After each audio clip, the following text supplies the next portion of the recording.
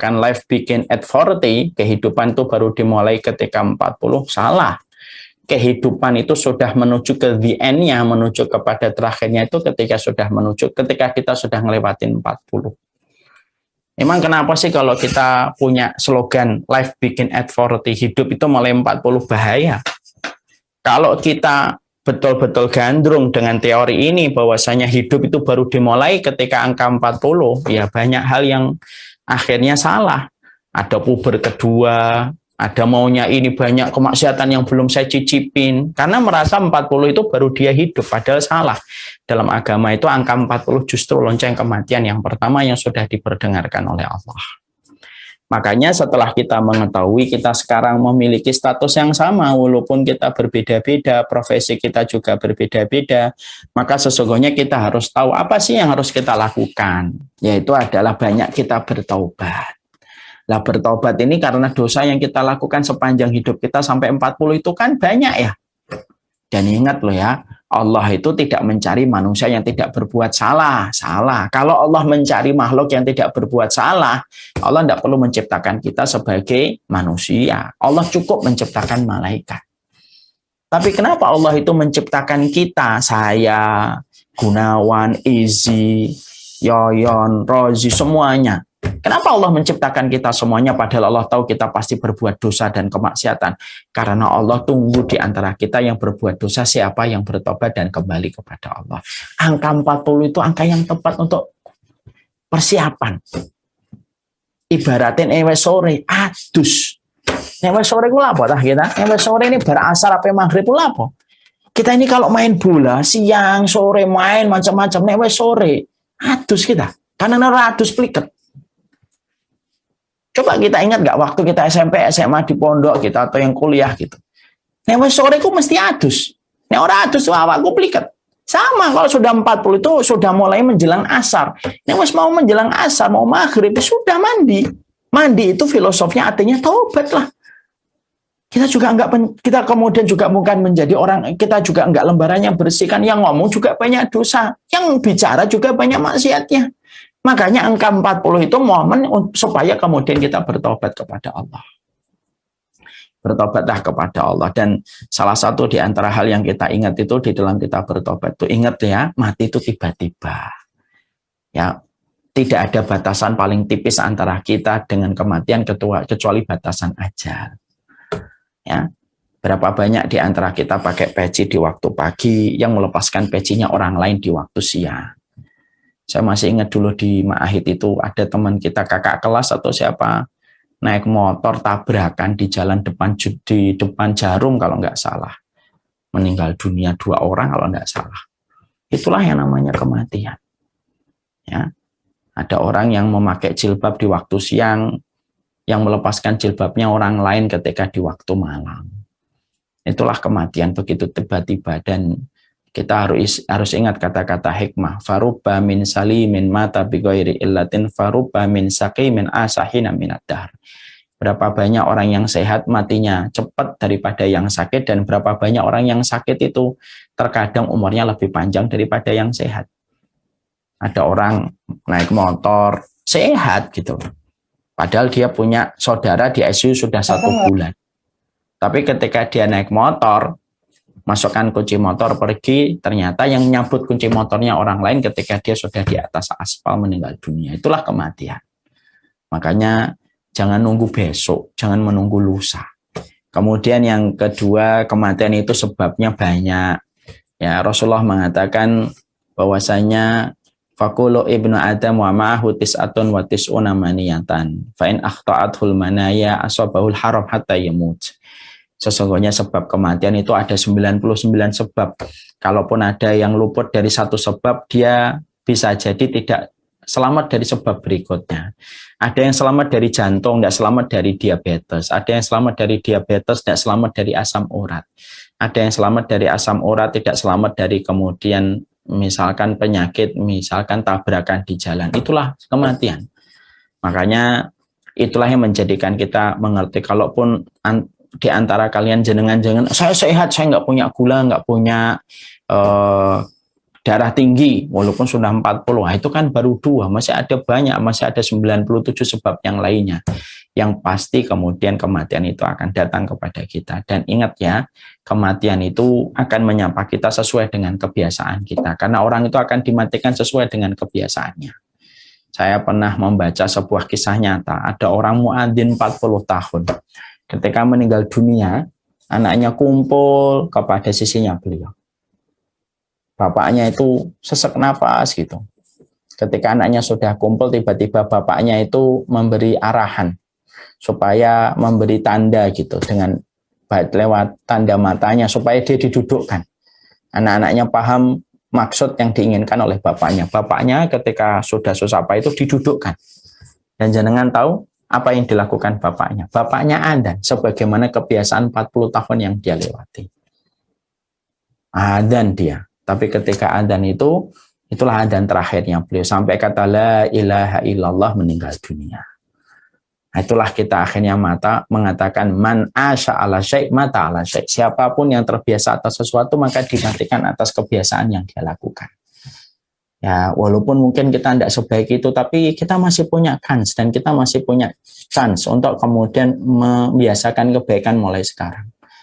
Bukan berarti kalau kita dulunya nakal kita nggak punya chance untuk kemudian meninggal husnul khotimah, belum tentu.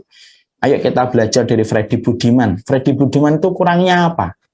Bandar narkoba ya, minum khamr ya, alkohol ya, zina nggak usah ditanya. Udah gitu juga nggak beriman.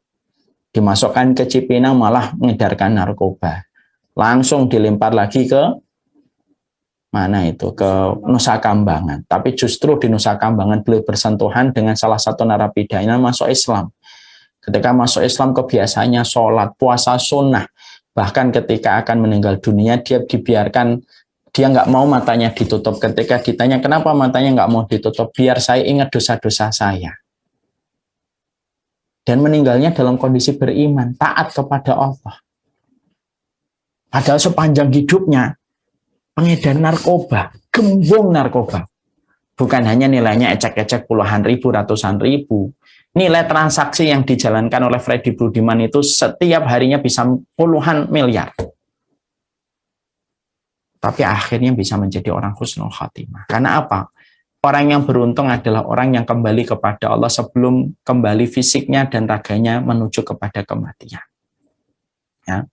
Lalu kemudian yang terakhir yang kita harus paham, sesungguhnya ketika kita ingin menghadirkan banyak tobat selain memikirkan kematian tiba-tiba, kematian memiliki 99 sebab, maka yang terakhir adalah kematian itu memiliki 3 peristiwa yang pasti kita nanti rasakan.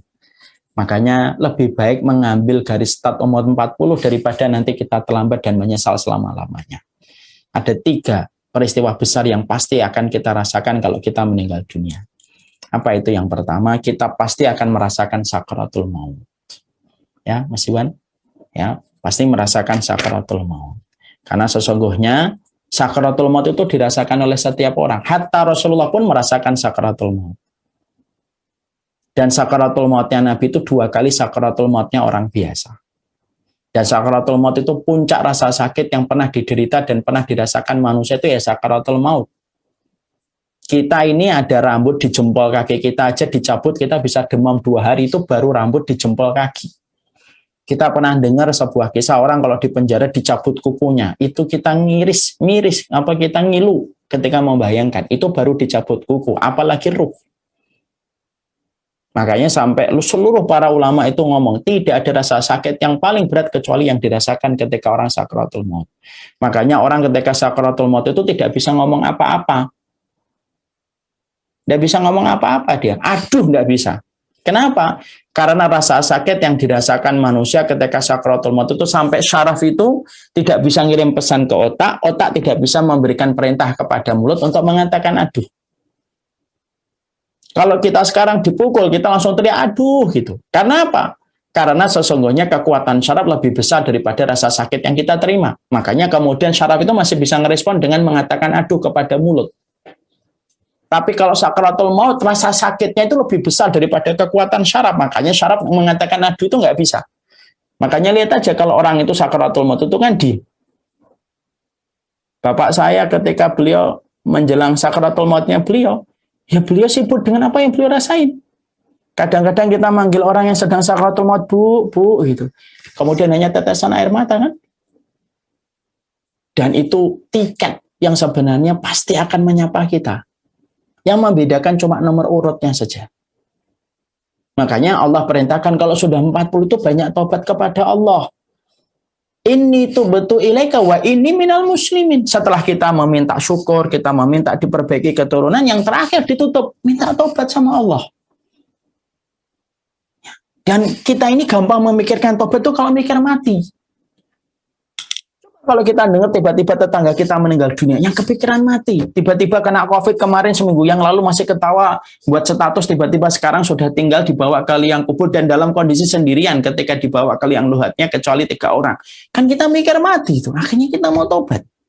Makanya 3 peristiwa yang kita rasakan itu pasti kita rasakan, kaya, ndak kaya, soli, ndak soli itu pasti akan merasakan 3 peristiwa. 1, merasakan sakaratul maut. 2, didatangin setan. Karena setan itu mendatangi kita sampai detik-detik yang terakhir supaya kita tetap bisa berbuat kemaksiatan di akhir kehidupan kita. Makanya Imam Ahmad bin Hambal, muridnya Imam Syafi'i, ketika beliau itu akan meninggal dunia, maka Imam Syafi'i itu, Imam Ahmad itu tiba-tiba mengatakan, pergilah kamu, idhab anta, ruh anta. Sampai anaknya itu sempat berkata, wahai bapakku, apa yang kamu usir? Yang aku usir itu syaitan yang datang dari arah kanan dan datang dari arah kiri. Yang datang dari arah kanan itu menjebak saya dan menggoda saya untuk masuk Yahudi. Yang datang dari sebelah kiri menjebak saya untuk masuk kepada agama Nasoro. Masya Allah ya, sudah berat merasakan sakaratul maut, didatangin syaitan. Ada rasa sakit yang kita rasakan itu berat. Kita bisa bayangkan ya, sakaratul maut ketika dicabut itu ribuan syaraf di kaki mati, ribuan syaraf di pinggul mati, lambung mati. Yang paling berat itu kalau maut itu sudah berada di kerongkongan.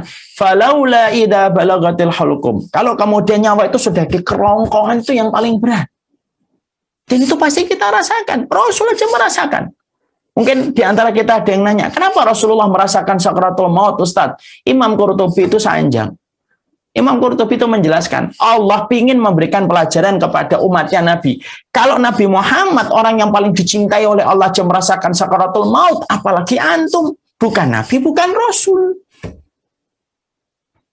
Dan itu kemudian yang kedua, didatangi oleh setan. Dan yang ketiga, kita melihat malaikat yang tidak pernah kita jumpai sepanjang hidup kita. Makanya orang kalau mau meninggal dunia ngelihat ke atas gitu.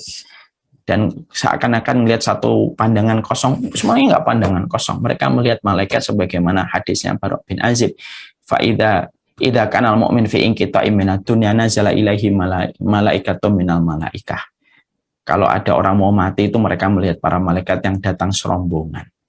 Membawa 2 barang. Kalau yang dicabut orang baik, yang dibawa 2. Kain kafan dari surga, yang kedua adalah minyak wangi dari surga. Masya Allah, inilah perkara yang menjadikan kita harus merenung. Separuh kehidupan sudah kita lewati. Separuh kehidupan, umur 30 mungkin separuh kehidupan. Ini kita separuh lebih. Makanya sudah tidak sama lagi kehidupan kita dibanding umur 20, ketika SMP, ketika kita umur 30, sudah harus nggak sama. Kalau kehidupan kita sekarang masih sama kayak umur 30, kalau kehidupan kita hari ini masih sama dengan kehidupan kita waktu umur 20, berarti ada yang salah pada kehidupan kita.